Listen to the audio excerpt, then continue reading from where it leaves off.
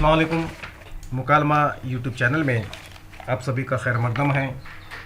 आज हम जमात दहुम सालाना इम्तिहान की तैयारी सवाल नंबर 1 का जिम सवाल जो 4 मार्क के लिए गैर दरसी इक़्तिबास होता है आपके सामने पेश करने जा रहे हैं।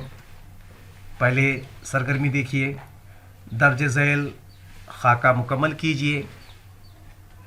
टीपू सुल्तान के सिफारती इक़दाम के पीछे कार फरमा 4 मकासिद, इसमें देखो सियासी, माशी, तिजारती और सनती।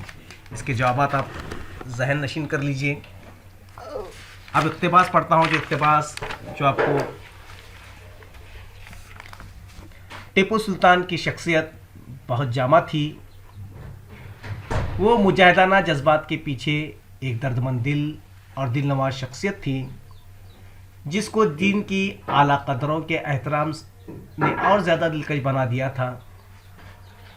उसने अंग्रेज़ों के ख़िलाफ़ तहरीक को पूरी सियासी बसीरत, अक्सरी मजबूती और बैनुल अक़वामी ताउन के साथ आगे बढ़ाने की कोशिश की। उस्मानियों से रवाबित कायम किए, फ्रांसीसियों से अंग्रेज़ों के ख़िलाफ़ मुआहदे किए और अपने सफ़ीरों को फ्रांस, तुर्की, ईरान और दूसरे ममालिक में भेजकर बैनुल अक़वामी सतह पर फ़िज़ा हमवार करने की कोशिश की।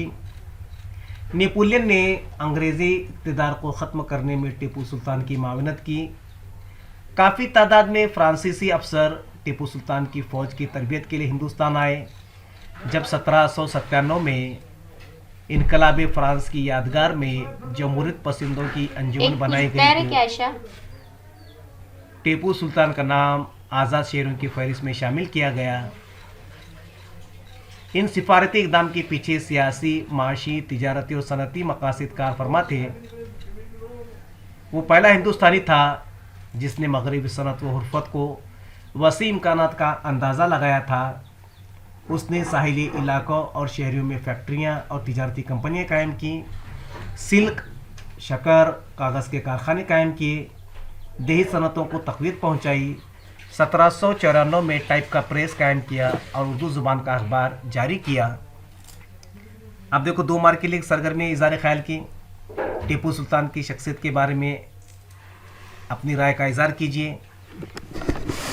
ये जवाब आप इक़्तिबास की रोशनी में तलाश करके लिखिए। और ये वीडियो आपको कैसा लगा ज़रूर कमेंट करके बताइए। अल्लाह हाफ़िज़।